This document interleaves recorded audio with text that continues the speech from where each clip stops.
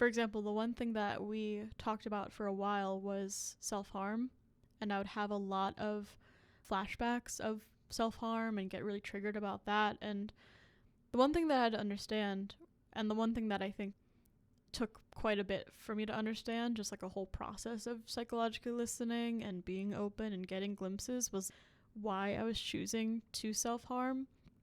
And a lot of that came down to understanding more about and realizing more that like self-harm in a lot of the ways that I was using it was my way of communicating when I felt so lost that words didn't feel like they were helping anymore. It was just my way of acting out, showing the world and communicating what was going on inside of me instead of initiating clear, open, honest dialogues with people in my life. Realizing that was like a process that took quite a bit. Like, I remember in the beginning, I didn't even know why I was doing it. I was just kind of in a haze while I was doing it. Can I say a little something about that? Mm-hmm. My understanding of self-harming, we're talking specifically to your example, that was actually a coping mechanism for you.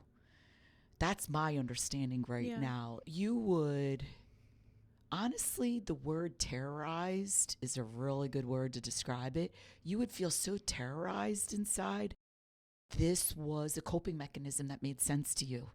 And it was something on the outside you can do, some action you could take where you in some way felt relief. Yeah. Sort of like it's a metaphor when a person is feeling so distressed inside and they reach for a drink, something on the outside to feel some kind of relief inside. That too is a coping mechanism that they're coming up with on their own to deal with this distress that they're feeling inside.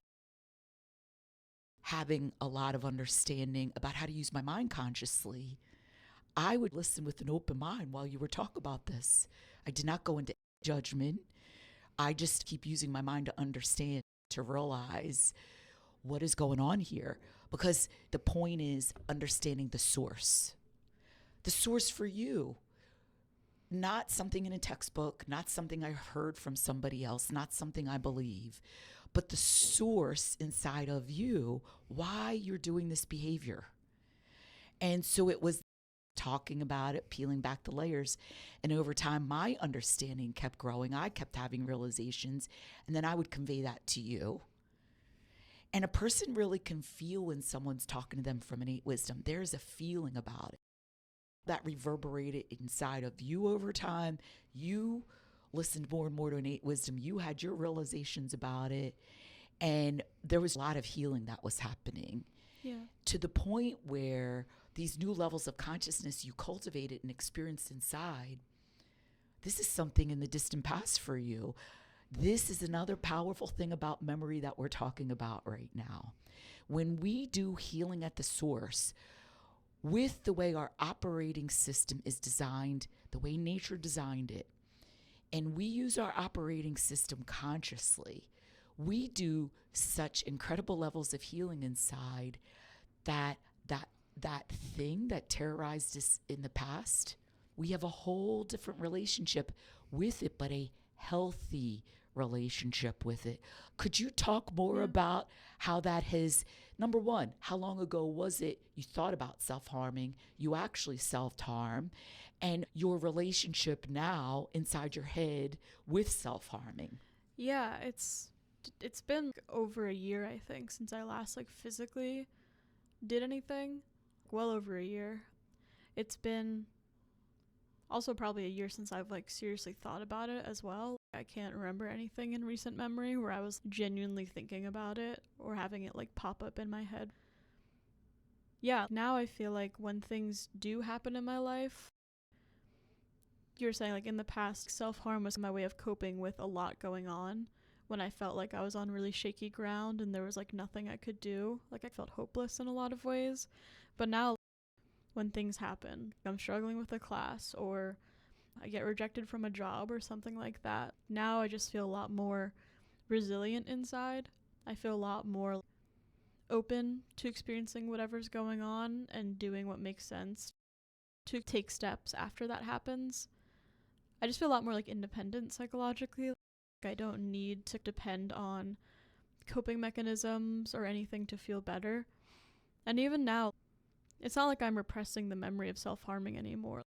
I feel very comfortable talking about it openly.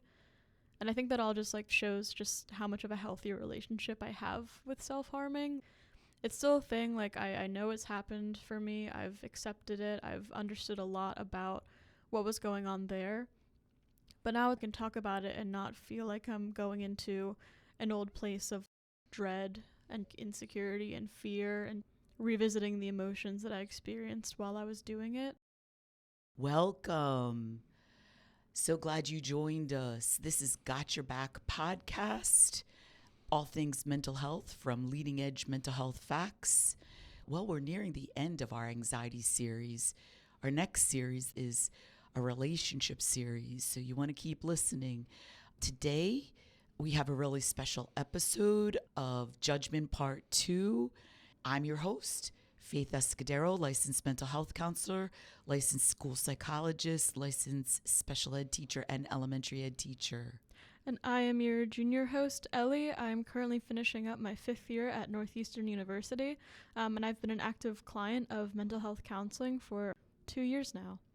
We're going to do a psychological listening exercise to start with, to get our head in a really good space, to take in all the information that we're going to discuss today on the podcast, because we are currently an auditory podcast.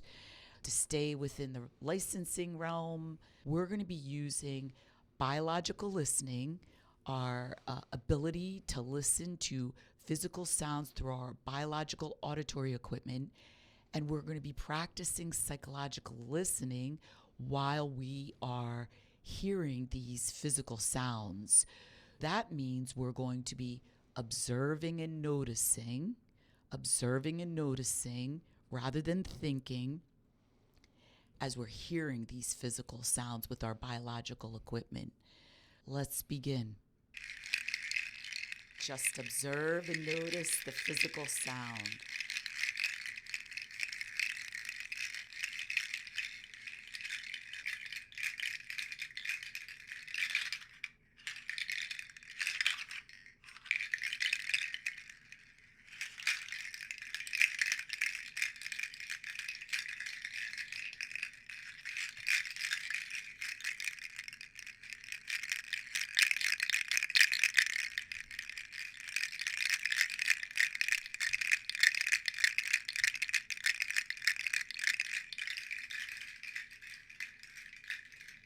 Continue to observe and notice the physical sounds.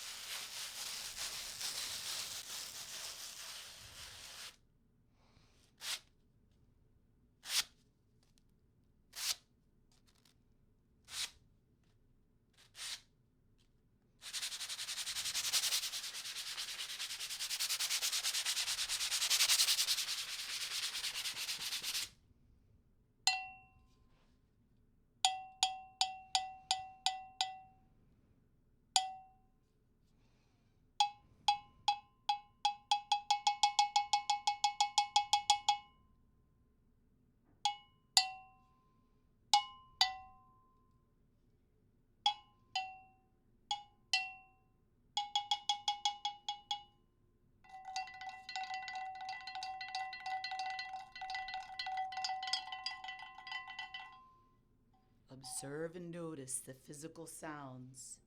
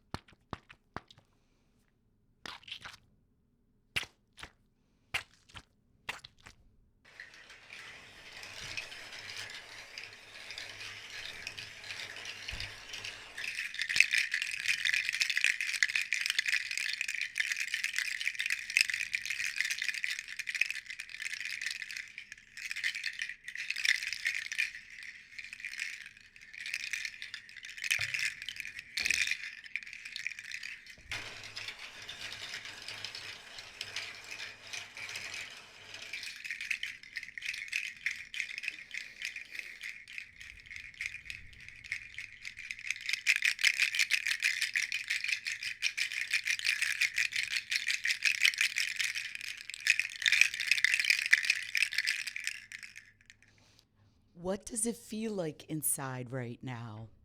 Is the feeling inside any different now than before the exercise? Is different inside your head at all than before the exercise?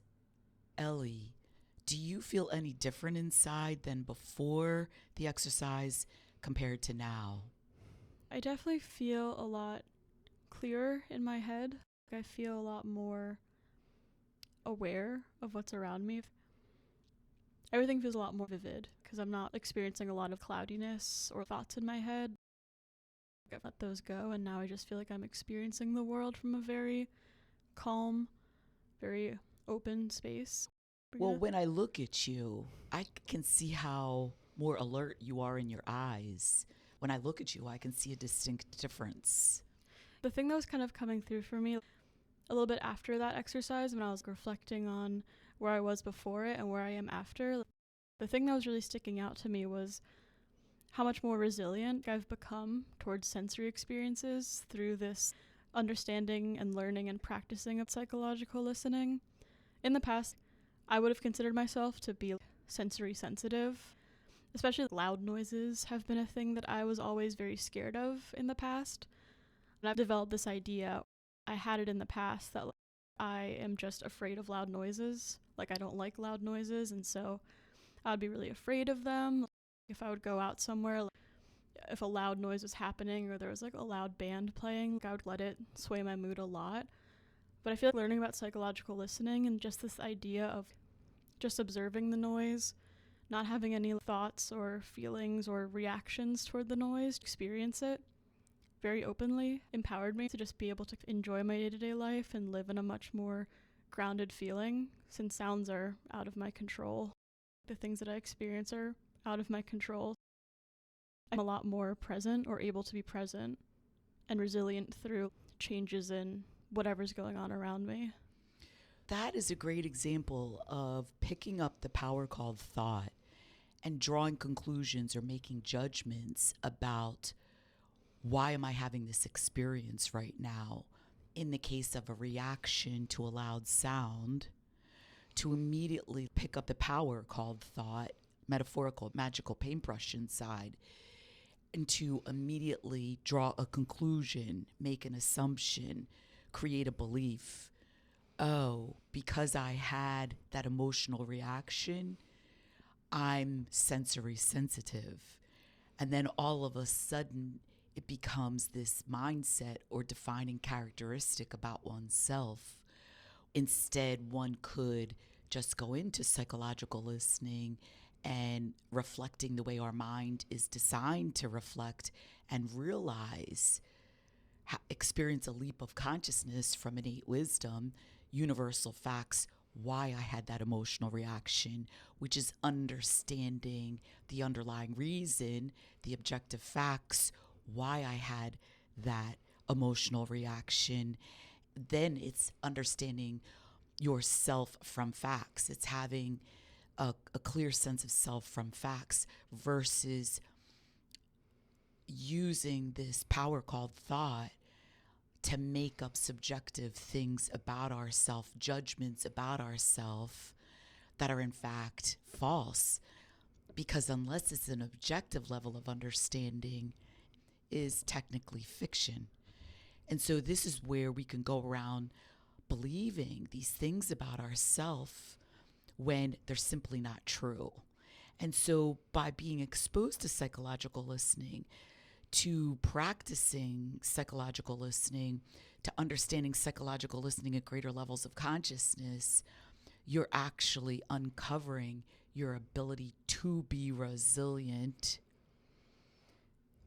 whenever these sensory things are going on, whether it's a loud sound, whether it's a flash of light, whether it's cold outside in cold winter weather, or my understanding is you even had a sensory reaction to metal objects. Yeah. Psychological listening, it's regaining our bearings inside naturally. And that process is called self-regulation. And it's actually a very simple process. We were all babies. for whatever reason, we would start having some kind of emotional reaction, typically crying. The natural inclination of a parent typically is to go over and to soothe the baby, to assist the baby to become calm again.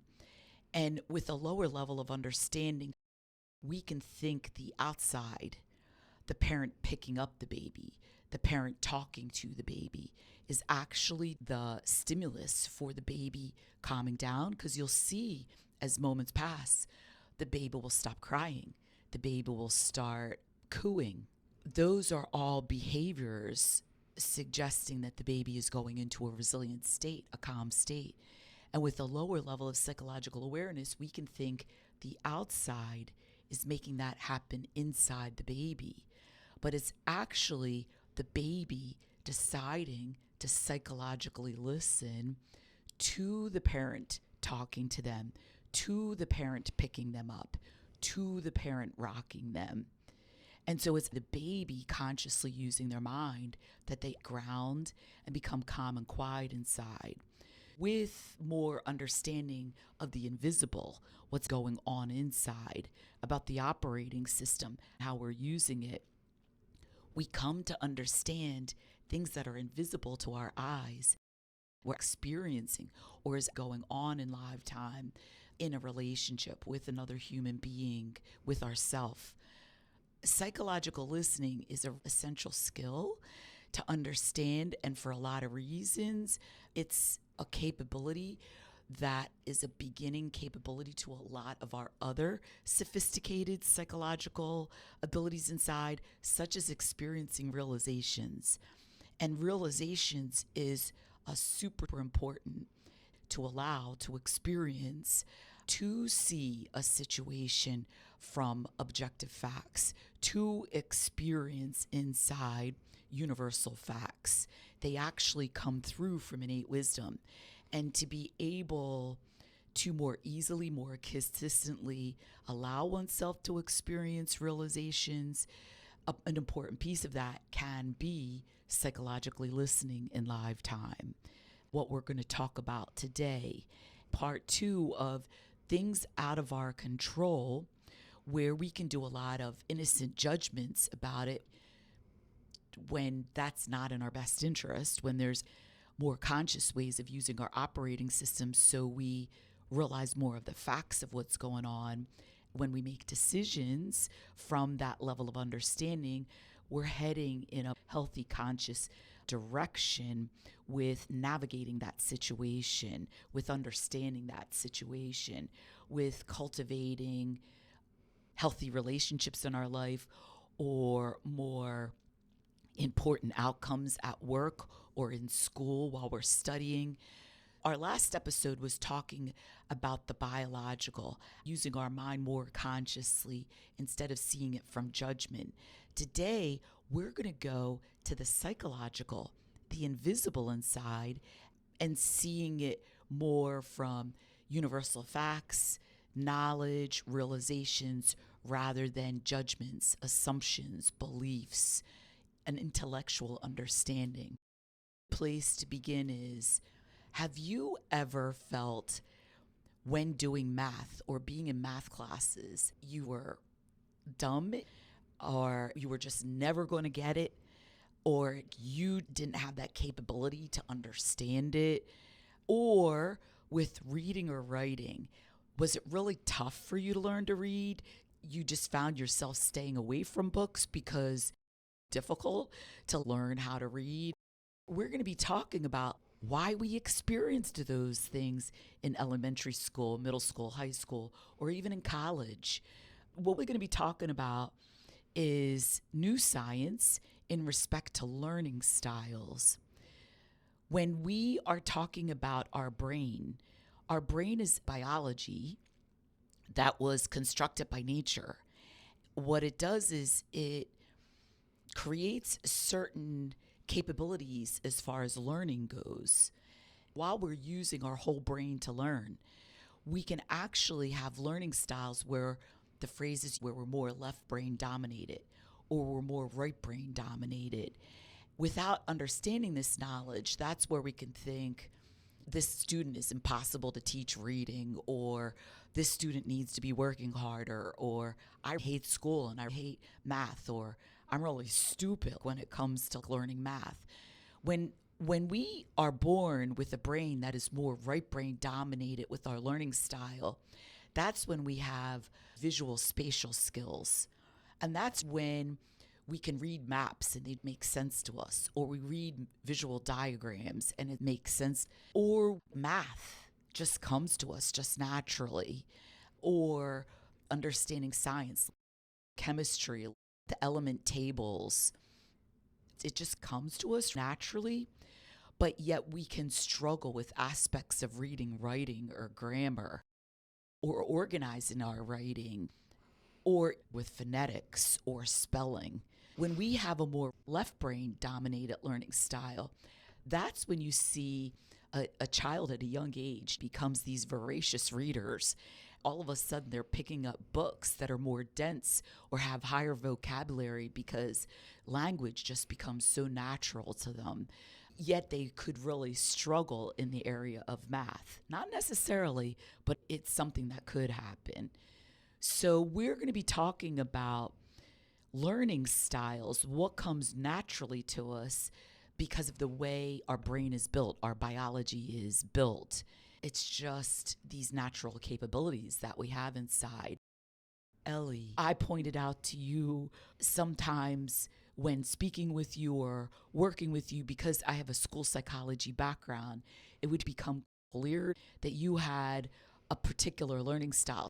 And then you would, with an open mind, use your mind more consciously, start reflecting on it and having realizations about it. Can you talk about being exposed to having a learning style, using your mind more consciously to understand your learning style?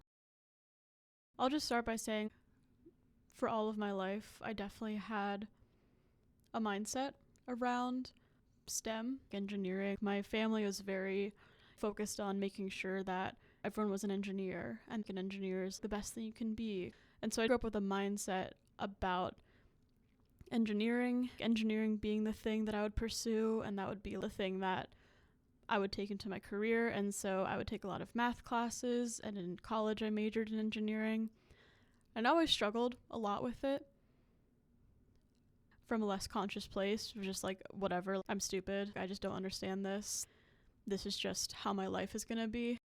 Can I add something? Yeah. And then I would love for you to continue. Sure. First, your family and you made this decision, a subjective level of understanding with the power called thought, innocently, and you decided, not from realizations, but from some subjective level of awareness, some conventional wisdom, that engineering is the thing. So when we start with that kind of mindset, listening to innate wisdom, when it's trying to steer us in a particular way or help us to understand, it's almost like we're deaf to it, like we have blinders on. You kept thinking that innocently. You used your operating system to create judgments, beliefs about yourself, interfacing this academic content that engineers learn. And you innocently used your power called thought, your magical paintbrush inside, to call yourself dumb in response to your studying, you're doing your best to learn, and because of what you were experiencing inside, something out of your control as far as what your brain is built to do, and interfacing with this material, you innocently started using your paintbrush to judge yourself. That's when we use our paintbrush to call something good or bad subjectively. How you were responding to this material as bad, as dumb, as stupid. And you were believing these things about yourself from an objective level of understanding. I knew it wasn't true about you because the way thought works and the insecure feeling behind these thoughts and where they were coming from inside. So I just wanted to articulate and using the operating and system inside, how we create judgments about something, and then we go into believing this thing about ourselves, Yeah. and then we're believing these things that are simply not true about ourselves. But please continue with your experience. Yeah, and then I started counseling, and I was introduced to learning styles, which was something I never knew about before. I kind of just believed like some people are just dumb or stupid, and including myself in those moments where it was a very like judgmental idea of if you're good at math and science, like you're smart, and if you're not, then you're dumb. And that was like, to be like very honest, like that was the mindset that I had in my life. Which is a lower level of consciousness about yourself, about learning styles, about how you work psychologically. Yeah, I learned a lot about learning styles, and I learned about this whole idea of understanding more so like your natural capabilities. And so I feel like a lot of my journey with my learning style came from looking back on my life and just being very honest about what was going on. I was a very avid reader.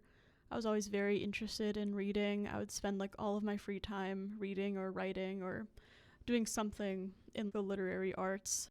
And I remember in high school or college, I had another mindset of, oh, English classes are too easy. They're just too easy. Those things don't matter. And so I would throw them off to the side or totally disregard them as like simple or easy. But it's kind of ironic now. I remember in high school, I feel like my English classes, my writing classes would just come a lot more naturally. I would really excel in those. Not from like lack of effort, but just like it all just felt I felt a lot more motivated to do them. The way that I was using my mind in those moments, I would like blow them off or like disregard that, make up an idea that English classes are just easy and that's why they were coming so naturally. But I'd never focus on that or think about it. I kept trying to push myself into engineering, math, science mindset. I was like getting a lot of signs from my performances and from what I was doing. Engineering is not something that naturally calls to me. Even in college, all of my free time where I wasn't in classes, I was spending time writing for clubs on campus or running writing-based clubs on campus. But I never really reflected on that. And it wasn't until I started learning about learning styles, these experiences that I've had in the past, and saw what I felt more naturally driven towards, and started to realize more maybe engineering is not the thing for me. My understanding is you would struggle with circuits. Yeah. What we're talking is about a specific example with engineering to understand more about learning styles and how this was outside of your learning style. Yeah. So can you explain, is a circuit, is it a visual thing you look at? Is it a diagram drawing? Can you explain what a circuit is and what you were expected to do, and then what your struggle would be? This is a big thing for me because I started learning about learning styles while I was taking a circuits class. Circuits, like when you take a class, it's typically you're looking at a diagram, you're looking at all of these separate pieces, and your task is basically to figure out, to see patterns and how these things interact. Everything in a circuit is relative, so it's all high level, a lot of like pattern matching, a lot of picture-based visual thinking. And I'm looking back on it, the engineering classes that I feel like I really did do well at were the ones that were very reading based. A networks class is one that I took, and that class was, at least the way that it was taught, was very reading about these network structures and these types, and it was all very detail based. It was more so here's this thing, and then here's a list or like a process of how it works. Whereas the circuits class was every single problem you get, you have to use some higher level knowledge or pattern-based knowledge, apply it to this diagram you've never seen before, and then derive a solution from that. So I noticed my learning style, as we've talked about, is like very reading and writing based. It's very detail focused. I can read a big thing and identify like smaller components and kind of pull them out and analyze them in a much more meticulous way. But with circuits, like it's a very visual spatial activity. It's very dependent on pulling out information from your mind and being able to connect them all into this ambiguous visual space. Our psychological self is our invisible self. And that's the foundation of our life. Our psychological self is perspectives, and a perspective is a thought plus a feeling. Our psychological self is making decisions. Our psychological self is learning and understanding and connecting. All of these psychological compounds, which are invisible, which are intangible, which are fleeting, originate from our intangible self that very much exists. And that is our operating system, our psychological operating system inside, which is all made of power. Mind, thought, and consciousness are psychological elements. They're our psychological operating system. They very much exist inside of us, but they're all made of power. And it's by using these three psychological elements that we're able to experience and create and respond with these psychological compounds, such as decisions, such as learning, such as a perspective, which is a level of understanding, such as a behavior, walking, talking, smiling, listening, thinking. All of those are behaviors. Those behaviors originate from a perspective inside that you have. A mental health therapist not only has a body of knowledge in social emotional well-being, which is clinical psychology. Your mental health therapist has a background in educational psychology, school psychology. It was separating and discerning these pieces, these psychological pieces inside, and then facilitating awareness. As you became more aware of your learning style, what happened for you inside? Honestly, like I remember experiencing a lot of clicks inside. That was like the first thing, because I mentioned before I started really looking at my past and understanding why I've always felt really gravitated towards certain things versus others. And I would do a lot of thinking about that in the past. The level of mental health I have now and the guidance that I received from my therapist, I feel put me in a state where I was just much more open and curious. What is going on? What do all those things in the past mean? And I was very honest with myself. Is engineering really for me? Now, that way of using your operating system is using your power called thought to create questions. And with questions, with sincere questions, that's an open mind, and you're allowing realizations to come through. And that's those clicks Ellie was talking about. And that is the opposite way of using your operating system than experiencing difficulty with the academic subject and then using your paintbrush to create these subjective levels of understanding, these judgments. Oh, this is why this is happening. I'm stupid. Ellie is describing to you opposing ways of using the operating system inside. And this is what she's also been able to learn in mental health counseling, grounded in 3 principles psychology. Use her power called thought more skillfully to ask questions, allow her mind to be quiet, allow realizations, allow clicks, leaps of consciousness to come through, to see the underlying facts, to experience the underlying facts about herself or the live event.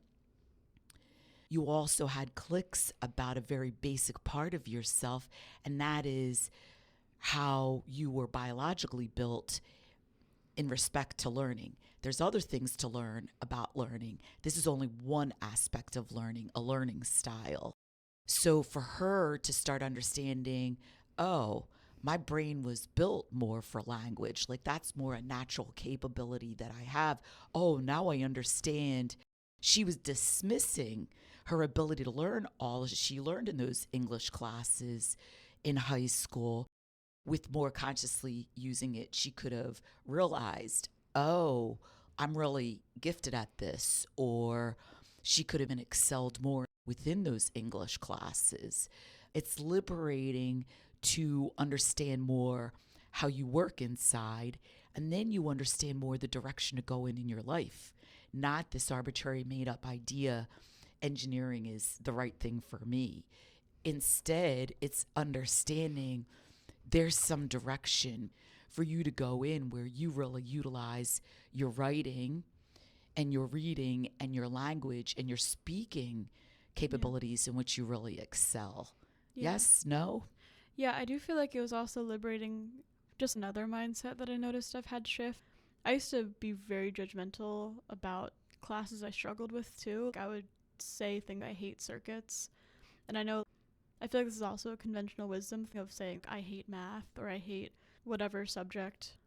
And I think it was interesting too, just like a lot more of a lighter feeling to just be able to look at things that I struggled with, understand where that was coming from, and not get super discouraged or not get super frustrated or have all this heavy hatred weighing you down. You're starting to touch upon another important aspect of learning, and that is using your mind more consciously when it's a tough subject or when it's harder. Instead of going into all this busy minded thinking, all this judgmental thinking, all this anxious or emotional reaction thinking, less consciously using your power called thought. Instead, it's just going into this psychological listening, it's pausing, it's allowing your mind to be open, and it's using your power called thought more skillfully, saying, what's the best way to approach this? Or how can I learn this in a way that makes more sense?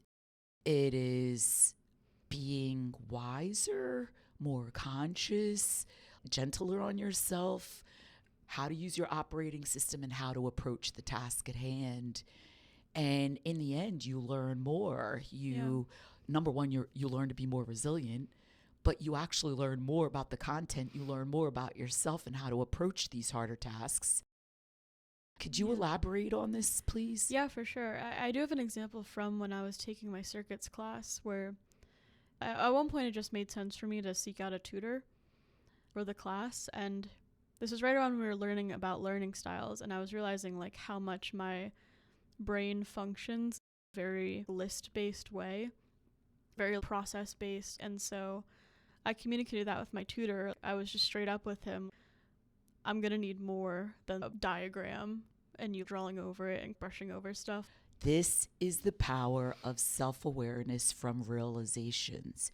You become a more conscious participator within the relationship. You already went in with this clarity, saying to the tutor, I need for you to give me a list, instead of the tutor on their own trying to figure everything out and you not understand yourself. From clarity, you're saying, from realizations, you're saying, I need this, which is so incredibly helpful in a partnership. You're doing your work. Now the tutor comes up with what they can come up with from their body of knowledge and put it in that form or talk to you about it in that way you need it. So I just wanted to point the difference when you have realizations, instead of coming from a lower level of consciousness and depending on the outside to figure it all out. Yeah, definitely. Please continue elaborating on your example. Because a lot of the support for circuits is very visual still, which I was just straight up with him. Can we walk through the circuit step by step and piece by piece? I'm just going to ask you a bunch of questions about how do you know this is what this does? Or how do you know that these two things do this when they're together? Or so on and so forth. I just told him I need a much more methodical, step-by-step approach. And it did help a lot. Like, it did help me understand a lot more about what I was learning. And I feel like it also kind of like enabled me with tools to be able to approach the problems with a much more prepared mind. Just felt more, there's still difficulties I ran into, and there's still certain things that I could have upgraded from that process, but it was just a cool little example in my life of having this knowledge and this clarity and being able to actually apply it in real life to make progress in something that in the past I've had such a huge mindset about not being able to do. So if I'm not mistaken, you used to be in a great state of anxiety when it would come to your homework and attending classes. And yeah. So part of that was your social emotional, your mental health, but part of that was also your self-awareness about how your learning style works and how to approach it. Before I started learning about this, and I was super, super insecure about my intelligence and how much I was capable of understanding engineering. The biggest thing that I remember was I would be terrified of working with people in my classes, because I had a lot of classes in my earlier years that were group based, so you'd get a problem and work through it together. I remember I would be very silent through a lot of these meetings. I would be super scared of saying something wrong or saying something that sounded stupid, or people thinking I was stupid, because I already believed that I was stupid, since a lot of this stuff, as we've been talking about, didn't really click with me as easily. And so in those moments, like, I would give in to the fear. I would just say, stupid, I'm gonna let these people figure it out. I'm gonna totally hands off this because I didn't think I would be capable of doing it. So just like a lot of fear, living in a lot of anxiety for when these classes would show up in my schedule. After learning about this and learning more and accepting more about myself, part of that has been able to shake away that insecurity I was carrying into my life. And I was a lot more interested now, or in later years when I've had group work, I got rid of this shakiness inside, or at least cultivated a lot more security in where I was coming from, what I was capable of, through a lot of therapy. In group settings, I've been a lot more vocal. I've been a lot more open with asking questions, talking to TAs and talking to professors and project partners, having more of a voice. Even if I wasn't necessarily like solving the problem with what I was saying, I was still a lot more proactive with asking questions and understanding for myself what's going on. Being engaged Yeah. in what you signed up for because of the knowledge that you cultivated inside about how you work and how your brain works, at least according to learning style. This is called transformation from within. This is called greater sense of self, greater levels of mental health cultivated inside. It's something that's happening inside, but it's really important. Being a licensed mental health counselor, when you're talking about being terrified of your classes, when you're seeing them on your schedule, then you're having to attend them, to be in that constant state of distress, that is really, number one, hard to live in. Like, that's where people can go to coping mechanisms a lot, like drinking or other coping mechanisms. That's where they don't maybe show up to class. That's where they start failing classes. But most importantly, that feeling inside, such a feeling of distress. It's really not a way to live, to constantly be anxious like that. But also, it's not only hard on one's ability to learn or one's ability to move through the world, navigate the world, develop relationships, navigate college, but it's also so hard on the body. This is where people get sick. They're more easily able to get sick. Their immune system is working as well. This is where they have high blood pressure. This is where they have digestional issues. And over time, when the body's under duress like that, when the biology's under duress like that constantly, that's where it leads to longer term illnesses, severer illnesses. The body starts breaking down over time because the biology is like a best friend to the psychology inside of us. They're separate, but they work together. So I can only imagine how your first couple years of college were just so difficult for you. Yeah. Something not necessarily you want to remember or revisit. And I think this also is relevant to something else I know we wanted to talk about today. A lot of my earlier years in college just are completely foggy for me. They've almost been wiped out of my brain, which is interesting, I think. I was just curious if we could talk a bit more about Absolutely. So now we're talking about another psychological capability inside, and it's called memory. There is so much misunderstanding about memory and how memory works. So our organic memory is how our brain is built. The brain, metaphorically, is like a computer. It's processing speed and it's storage.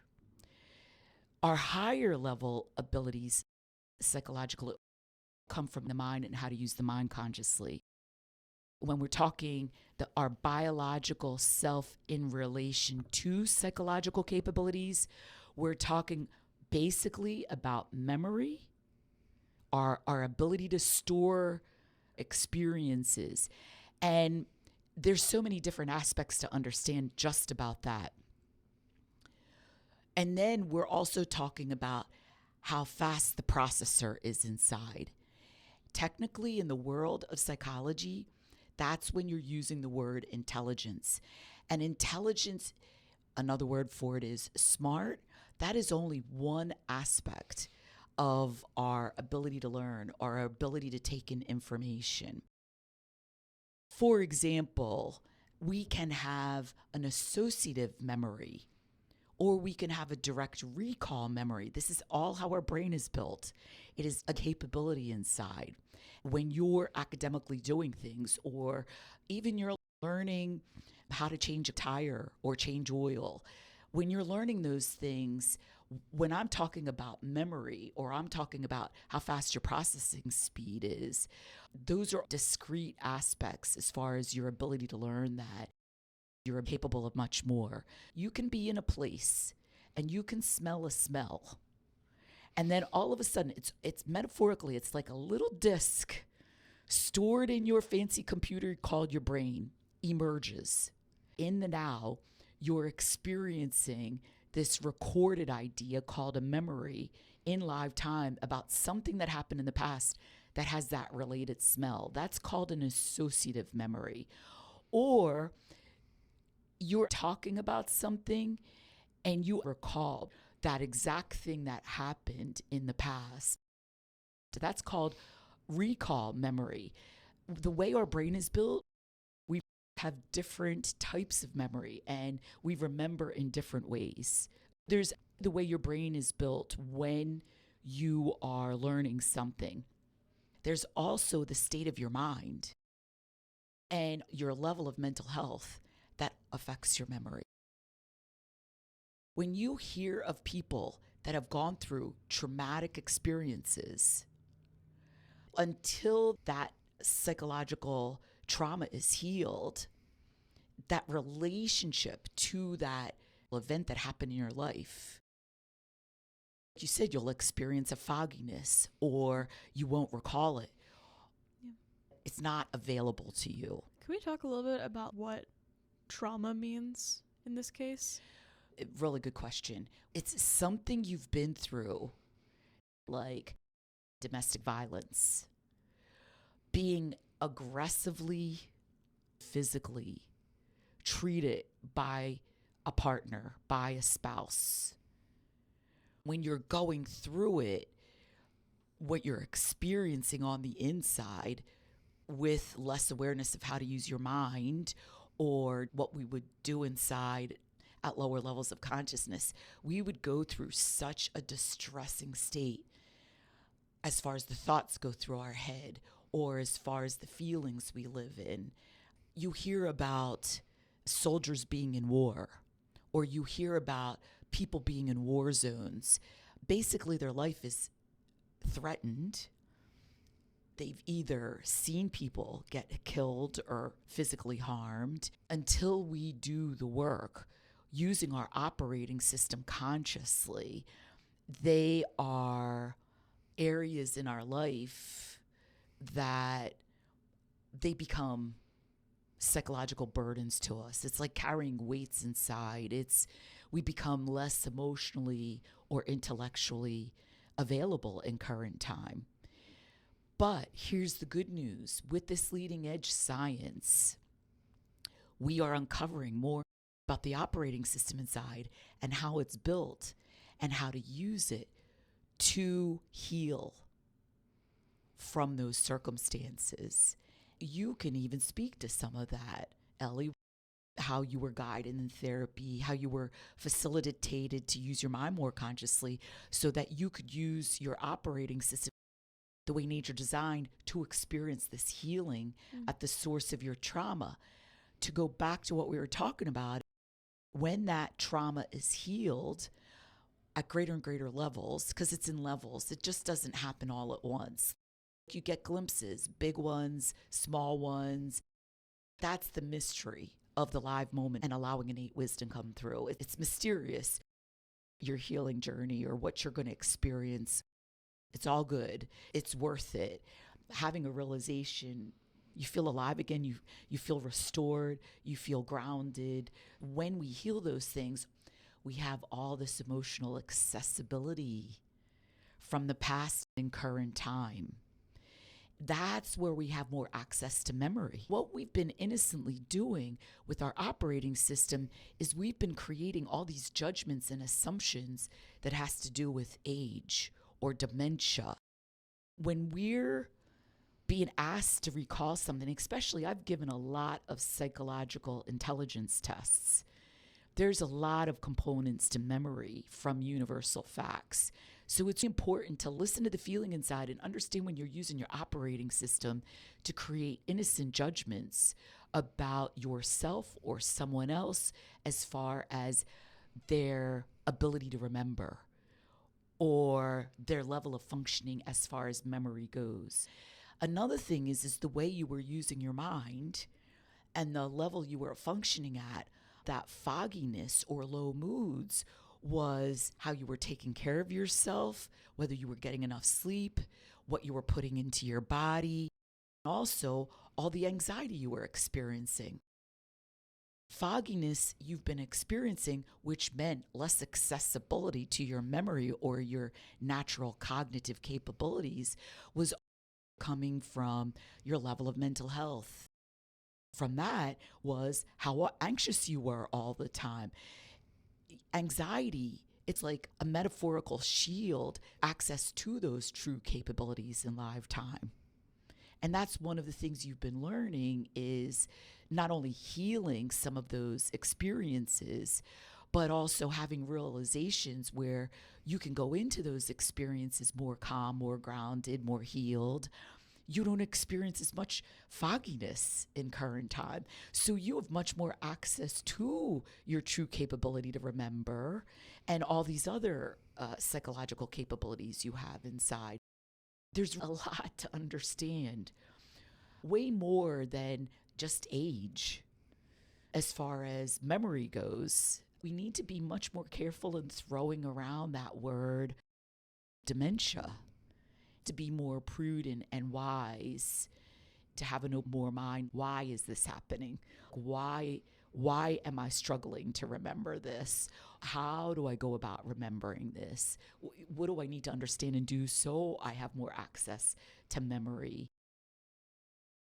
When I was first starting out with counseling, the biggest thing that I was dealing with was just not remembering a lot until something would happen. I would see a movie or a TV show or just some thing that reminded me of like an event that's happened in the past. Which is an example of associative memory or getting a glimpse. Go ahead. Yeah, and I would just get triggered or it would bring back a lot of memories and all of the bad feelings I had associated with it, and I would just freak out or go numb or I would just have a reaction to that memory. That can sound like an aspect of post-traumatic stress where you're in a situation, you're not thinking about it, and all of a sudden this glimpse, this memory comes back in live time out of nowhere. Then at your level of mental health, the way you used your mind in response to it, you would use your power called thought, your metaphorical paintbrush, and you would start creating fearful thoughts about it. Yeah. And that's what you would call being triggered. Yeah, and so there were a lot of steps in therapy. The first thing was making note more consciously of when I would get triggered or like the feelings that I would experience and what memories they were revealing to me. And that was just like a process of like being more present, listening more to the feelings I was experiencing, not trying to like brush off or blow off a moment of like extreme stress. And which is a great example where you were starting to apply psychological listening rather than going into reactive thinking. Great example. Yeah. So a lot of it was just bringing those things up in therapy and just very slowly, piece by piece, trying to understand more about what was going on, getting those little glimpses. For example, the one thing that we talked about for a while was self-harm, and I would have a lot of flashbacks of self-harm and get really triggered about that. And the one thing that I had to understand, and the one thing that I think took quite a bit for me to understand, just like a whole process of psychologically listening and being open and getting glimpses, was why I was choosing to self-harm. And a lot of that came down to understanding more about and realizing more that like self-harm in a lot of the ways that I was using it was my way of communicating when I felt so lost that words didn't feel like they were helping anymore. It was just my way of acting out, showing the world and communicating what was going on inside of me instead of initiating clear, open, honest dialogues with people in my life. Realizing that was like a process that took quite a bit. Like, I remember in the beginning, I didn't even know why I was doing it. I was just kind of in a haze while I was doing it. Can I say a little something about that? Mm-hmm. My understanding of self-harming, we're talking specifically to your example, that was actually a coping mechanism for you. That's my understanding right now. You would, honestly, the word terrorized is a really good word to describe it. You would feel so terrorized inside. This was a coping mechanism that made sense to you. And it was something on the outside you can do, some action you could take where you in some way felt relief. Yeah. Sort of like it's a metaphor. When a person is feeling so distressed inside and they reach for a drink, something on the outside to feel some kind of relief inside, that too is a coping mechanism that they're coming up with on their own to deal with this distress that they're feeling inside. Having a lot of understanding about how to use my mind consciously, I would listen with an open mind while you were talking about this. I did not go into judgment. I just keep using my mind to understand, to realize what is going on here. Because the point is understanding the source. The source for you.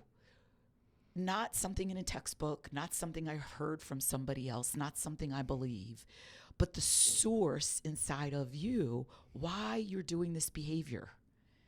And so it was talking about it, peeling back the layers. And over time, my understanding kept growing. I kept having realizations, and then I would convey that to you. And a person really can feel when someone's talking to them from innate wisdom. There's a feeling about it that reverberated inside of you over time. You listened more and more to innate wisdom. You had your realizations about it. And there was a lot of healing that was happening. Yeah. To the point where these new levels of consciousness you cultivated and experienced inside, this is something in the distant past for you. This is another powerful thing about memory that we're talking about right now. When we do healing at the source, with the way our operating system is designed, the way nature designed it, and we use our operating system consciously, we do such incredible levels of healing inside that thing that terrorized us in the past, we have a whole different relationship with it, but a healthy relationship with it. Could you talk more about how that has, number one, how long ago was it you thought about self-harming, you actually self-harm, and your relationship now inside your head with self-harming? Yeah, it's been over a year, I think, since I last like physically did anything. Well over a year. It's been also probably a year since I've like seriously thought about it as well. I can't remember anything in recent memory where I was genuinely thinking about it or having it like pop up in my head. Yeah, now I feel like when things do happen in my life, you're saying like in the past, self-harm was my way of coping with a lot going on. When I felt like I was on really shaky ground and there was like nothing I could do, like I felt hopeless in a lot of ways. But now when things happen, I'm struggling with a class or I get rejected from a job or something like that, now I just feel a lot more resilient inside. I feel a lot more open to experiencing whatever's going on and doing what makes sense. to take steps after that happens. I just feel a lot more like independent psychologically. I don't need to depend on coping mechanisms or anything to feel better. And even now, it's not like I'm repressing the memory of self-harming anymore. I feel very comfortable talking about it openly. And I think that all just like shows just how much of a healthier relationship I have with self-harming. It's still a thing. Like I know it's happened for me. I've accepted it. I've understood a lot about what was going on there. But now I can talk about it and not feel like I'm going into an old place of dread and insecurity and fear and revisiting the emotions that I experienced while I was doing it. Did you ever, this is just a question, Mm-hmm. I'm asking it genuinely, I don't know the answer. Did you ever experience guilt or embarrassment or shame? Like, tell me genuinely. I'm not trying to Yeah. put an idea in your head. I'm sincerely asking a question. Did those feelings ever come about because you self-harm? Yeah, I definitely felt some level of shame. I remember while I was doing it, I just had like, all of these mindsets of I was thinking a lot back then about like how could I do this to myself? These thoughts of being embarrassed. I was like, oh, people are going to think that I'm looking for attention with whatever scarring I had at the moment. And, you know, a lot of thoughts of I'm failing myself. I'm such a disappointment. And that stuff too has definitely gone away the more I've learned more and understood more and let go, made peace with those memories. So if I could point that out technically, Mm-hmm. there's the decision of letting go. There's the decision of I'm going to forgive myself. But understand the reason why it's changed so much inside of Ellie is because of the new levels of consciousness she has experienced inside. That is the ultimate solution when you're depending on a coping mechanism on the outside to alleviate the anxiety, to alleviate the panic, to alleviate the insecurity, the anger, the resentment, the guilt, the shame. When a person is experiencing those things inside, that is a level of consciousness. That is a level of mental health. That is something that has been cultivated inside unconsciously, less consciously. But with this leading edge science, with the three principles, with these three powers inside, with understanding more how nature designed our operating system, a big scientific fact that's been uncovered is this whole idea of experiencing new levels of consciousness. It is a thing. It is an actual thing. And it is a way of using our operating system. And it's a very sophisticated way that nature designed our operating system. A mental health counselor, a medical professional who has a deep level of knowledge about the operating system inside, they have experienced this themselves. They understand at greater levels how this works inside, what steps need to be taken inside, what even a new level of consciousness feels like and looks like. And this is a big part of this science is it's about the health of the helper. It's about the level of consciousness of the mental health therapist or the medical professional, because the greater levels of consciousness they've cultivated inside, they understand from psychologically seeing it and experiencing it how to guide their clients, their patients, from this awareness, from this knowledge inside. Ellie's not making this up. She's not talking about something she believes or just a decision she's made to let go of these things. This is transformation or healing that's happened inside of her by using her mind consciously, allowing innate wisdom to come through and experience these realizations, these new levels of consciousness. So this is the new place that she sees from inside, and she sees all of these things that occurred in the past. It's faded away, it's melted away, and that she doesn't have any thoughts anymore about self-harming. That too was a journey. I remember checking in with you in the past, and there were times where you were having thoughts of self-harming. Your level of consciousness was you didn't even think to act on them. How do you feel about me talking about this right now? Yeah, no, I feel like it's just like it's part of my story. It's just part of how much I've done. And I feel like a lot of my life, I was scared of talking about this stuff, or I honestly just wanted to like brush it off or write it off as not a big deal, or like, I'll figure it out. Dismissing it. Yeah. Or like, other people have it worse. I don't know. I feel like I can see without judgment that what I was doing in the past, that was a huge sign that something was not right in me. And it makes sense, or at least it was in my best interest, as I've learned, to understand more about where that was coming from. And I feel like I've definitely healed in ways I haven't even thought or possible back then, just because of how much, like you were saying, I just have gotten to be exposed to this knowledge and practice it and have guidance in it.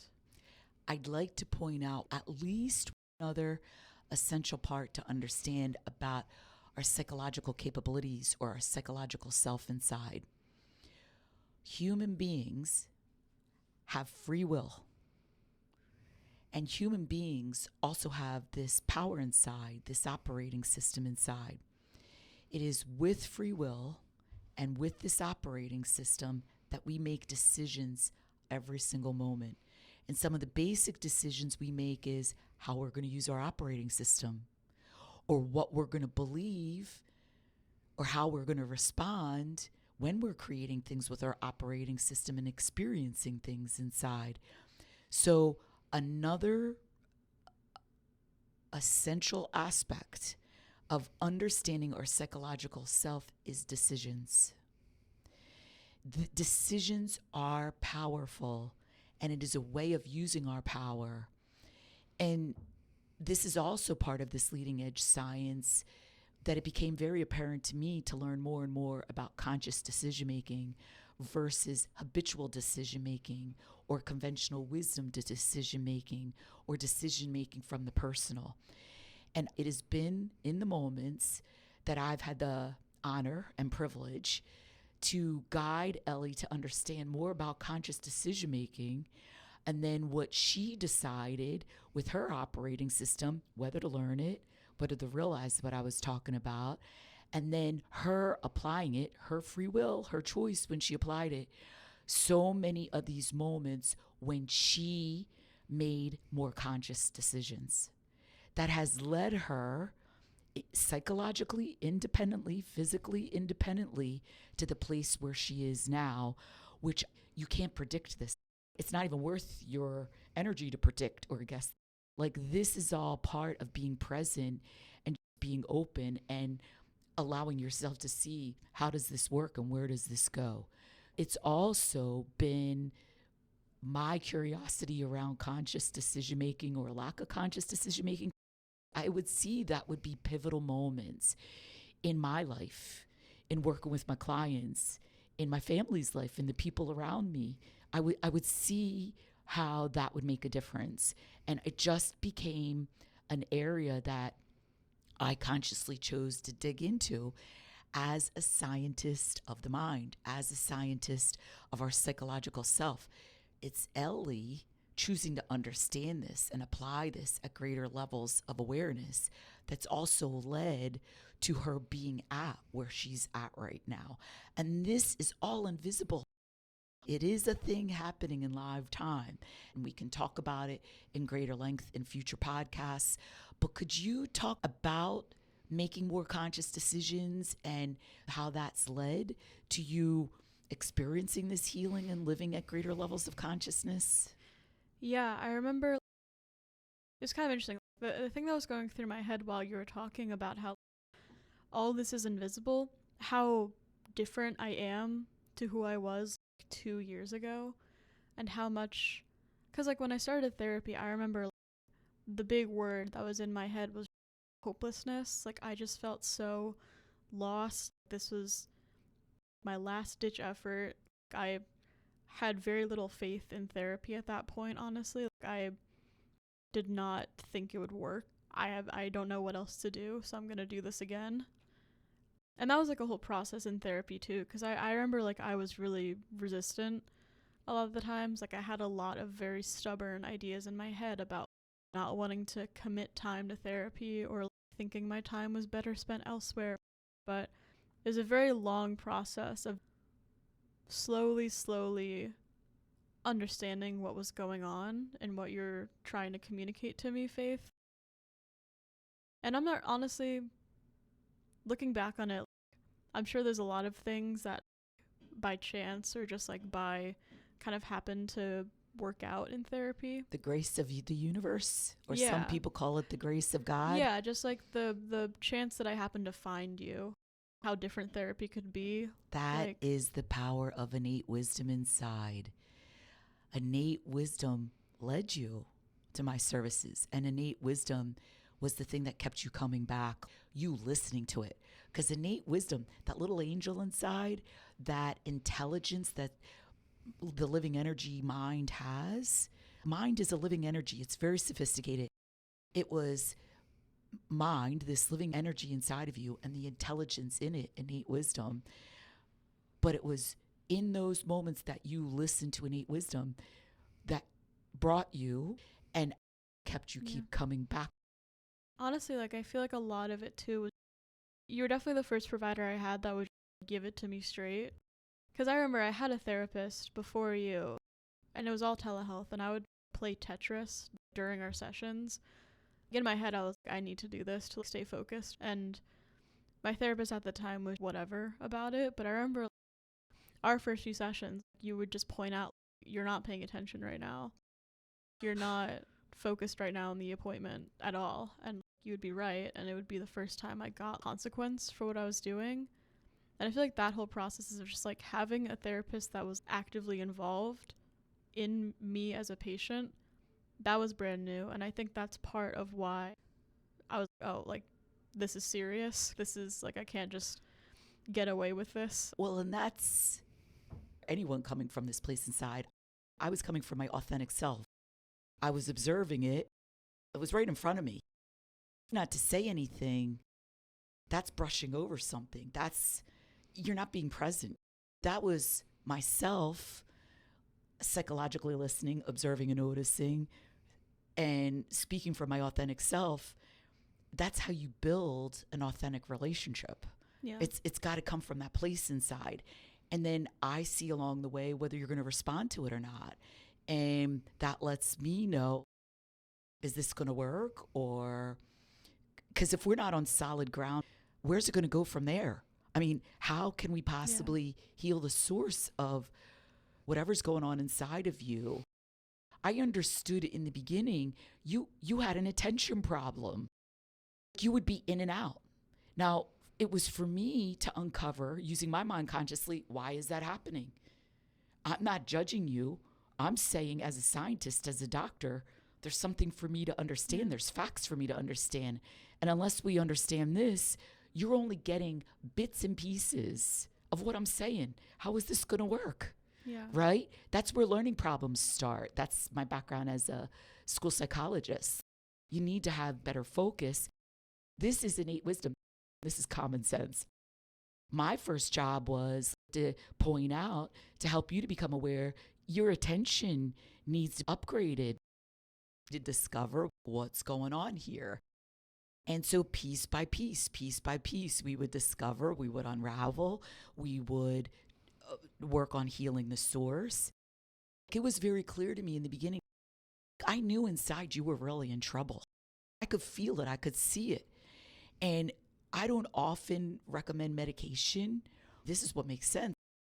For you to get it even in a place in your head where you could start even taking this stuff in. That's when we started talking about this leading edge part of this approach called an intensive. Mm-hmm. You kept coming up with these less conscious decisions of not doing it.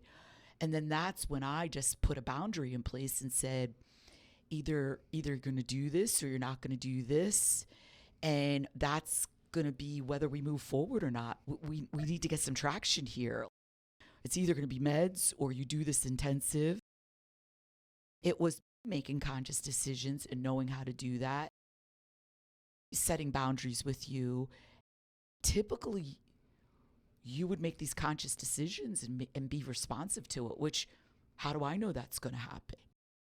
It's this collaboration.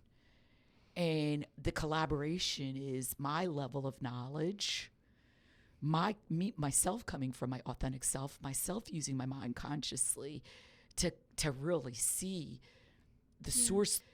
So it's a present step-by-step process.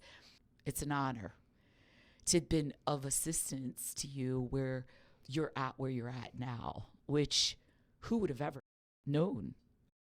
There's just too many pieces of it. The thing that was kind of sticking out to me was just back to this whole idea about judging who we are and believing what our minds are capable of.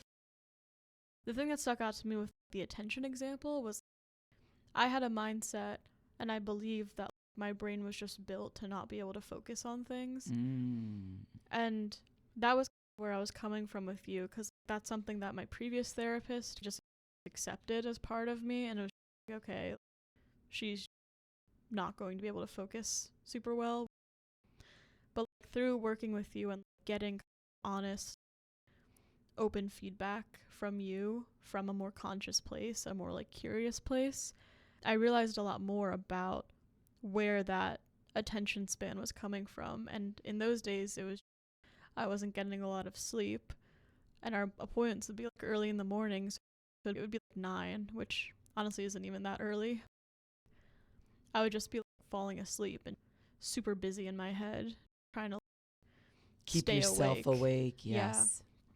So there's a lot for me to learn there about not believing that I'm built to be depressed or anxious or have bad attention spans, but more so just being open and understanding more. Is there anything else to understand about these behaviors that I'm exhibiting? And that's also where my level of understanding about psychological listening was super useful for you, because we often did a psychological listening exercise so you could experience it. You could be, your attention would be so much different after you did one. You could take what we were talking about in much more, but you also got to see firsthand your capability of being focused and your attention span. Yeah. So it was those exercises and the unraveling, it was breaking serious ground with you and making serious headway with you. Thank you. This has been an extraordinary podcast episode. Incredibly grateful that all we covered and that you were willing to talk about it, Ellie. And I have a feeling I trust I'm right about that there's a lot of listeners that are grateful that you decided to open up. My gut is it's helping people we haven't met or don't even know are listening to this podcast. And that's what this podcast is for, is to help you to understand, you the listener, you're capable of much more than you've understood in the past. And Ellie's giving you living examples. We will start our relationship series next. Yep. This is the end of our anxiety series, and it's really been quite a ride. Thank you so much for all your contributions and being willing to talk about it and being here, Ellie. Yeah. Thank you, Faith, for giving me the opportunity to speak about this. I think this episode definitely felt like we covered a lot of very important and relevant stuff, and I hope it's resonating with people out there, what we're talking about. So come back and join us. Keep listening. I'm Faith Escudero, host of Got Your Back podcast. And I'm Ellie. I'm your junior host. And we're saying goodbye for now.